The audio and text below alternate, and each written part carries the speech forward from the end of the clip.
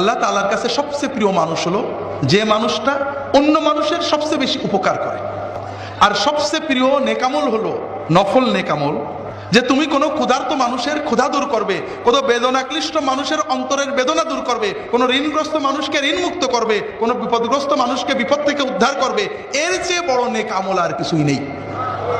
আল্লাহ রাসূল সাল্লাল্লাহু আলাইহি ওয়াসাল্লাম বলছেন, আমার কোনো ভাইয়ের সাথে তাকে সাহায্য করতে একটু হেঁটে যাওয়া মদিনার মসজিদে 1 মাস ইতিকাফ করার চেয়েও উত্তম। যদি কেউ কোনো মানুষের সাথে হেঁটে যায়, একটু তার কাজটা করে দেয়, হাজতটা মিটিয়ে দেয়। কেমন? একজন লোক টাকা পাবে একজনের কাছে, দিচ্ছে না। আপনি এলাকার প্রভাবশালী মানুষ, রাজনৈতিক নেতা, সামাজিক ব্যক্তিত্ব, সাথে যে বললেন ভাই ওর টাকাটা পাবে, দিচ্ছে না কেন, দিয়ে দেন। লোকটা যখন জানলো আপনি জেনে গেছেন, দিয়ে দিল।